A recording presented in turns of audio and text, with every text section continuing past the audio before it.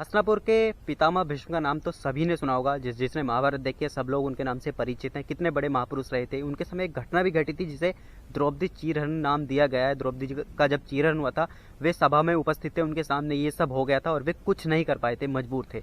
तो चलिए आइए हम पितामह भीष्म के बारे में ही बात करने वाले हैं कि उनका जन्म कहाँ हुआ था और वे रहा कहाँ करते थे। ये तो मैंने आपको बताया था कि हस्तिनापुर महासभा से लगभग 2-3 किलोमीटर 6-7 किलोमीटर लगभग पहुंच गए थे। वहां पर उन्होंने अपना एक घर बनाया था द्रौपदी चीरहरण के बाद। लेकिन अभी उनका जन्म कहाँ हुआ था ये हमारा मकसद है। इस वीडियो में मैं आपको वह स्थान दिखाने वाला हूँ जहाँ पर उनका जन्म हुआ था। तो अभी मैं वहाँ पर खड़ा हूँ जहाँ पर बूढ़ी गंगा है और गंगा के किनारे उनका जन्म हुआ था, क्योंकि वे गंगा पुत्र थे और शांतनु के बेटे थे।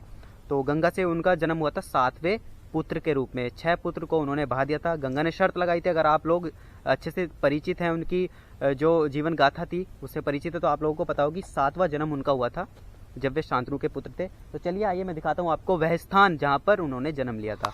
अभी मैं खड़ा हूँ बूढ़ी गंगा के पास में। ये देखिए आपको नज़र आ रहा है महाभारत कालीन बूढ़ी गंगा घाट है और यहाँ से आगे जाके द्रौपदी घाट मिलता है आपको। तो चलिए बात करेंगे पितामह भीष्म का जन्म कहाँ हुआ था। तो यहाँ से वीडियो की शुरुआत करते हैं कि ये बूढ़ी गंगा है और ये बूढ़ी गंगा इस तरफ से आई है जहाँ पर पांडवों कौरवों के महल हुआ करते थे। उनके किनारे किनारे आगे जाके हस्तिनापुर है, हस्तिनापुर में ही उनके महल हुआ करते थे। वहां से किनारे से आई हुई है ये और यहाँ से द्रौपदी घाट को होते हुए आगे जाके गंगा में मिल जाती है।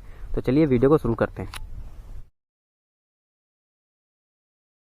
इस छोटे से घाट को बूढ़ी गंगा घाट नाम दिया गया है और यहाँ पर अच्छी तरीके से देखो, यहाँ मेंशन भी किया गया है महाभारत कालीन बूढ़ी गंगा घाट नगर पंचायत हस्तिनापुर। ये आपको बूढ़ी गंगा घाट में इसलिए दिखा रहा हूँ क्योंकि यहीं से ही अपनी वीडियो की शुरुआत होती है और यहीं से ही रास्ता जाता है जहाँ पर पितामह भीष्म का जन्म हुआ था। तो चलिए आगे बढ़ते हैं और अब एग्जैक्ट प्लेस मैं आपको दिखाने वाला हूँ जहाँ पर उनका स्थान हुआ था। और वहाँ पर एक सबूत भी है उनके जन्म होने का, क्योंकि वे अधर्म के साथ थे इसलिए उनका कोई मंदिर वगैरह तो बनाया नहीं गया। और जो भी है जितना भी है वो मैं आपको दिखाऊँ। दोस्तों आगे जाके मैं अभी उसी स्थान पर पहुँच चुका हूँ जहाँ पर पितामह भीष्म का जन्म हुआ था। और उसी स्थान पर जब वे अक्सर परेशान हुआ करते थे तो अपनी माता गंगा से मिलने आया करते थे। और उसी का एक सबूत यहाँ पर छोटा सा लगा हुआ है, ये वाला भीष्म गंगा ध्यान आश्रम, और नीचे लिखा हुआ है भीष्म गंगा मिलन स्थल। तो यहीं पर यह वो जगह है और यहीं पर गंगा पुत्र अपनी माता से मिलने आया करते थे। और ये जगह मैं आपको दिखा चुका हूँ ऑलरेडी पहले। वहाँ पर जो कुआं है वो उसी समय का है कुआं जब पांडव बचपन में खेला करते थे, उनकी गेंद कुएं में गिर जाती है। तो वो कुआं आज भी मौजूद है वहाँ सामने। पिछले वीडियो में आप उस कुएं के दर्शन भी कर सकते हैं। अगर आपने नहीं देखा तो पिछले वीडियो में जाकर के आप वो देख सकते हैं। भीष्म गंगा ध्यान आश्रम के आगे ही द्रौपदेश्वर महादेव का मंदिर बना हुआ है। उसमें शिवलिंग जो है वो 7000 साल से भी ज़्यादा पुरानी है।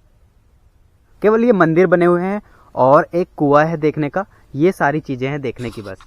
तो इन्हीं के दर्शन आप करके जा सकते हैं। यहाँ पर द्रौपदी का मंदिर भी बना हुआ है, बजरंगबली का मंदिर है और महादेव की सबसे पुरानी शिवलिंग यहाँ पर रखी हुई है जो 7200 वर्ष पुरानी है। सामने ही आपको बोर्ड नजर आ जाएगा कि कितनी पुरानी वो शिवलिंग है।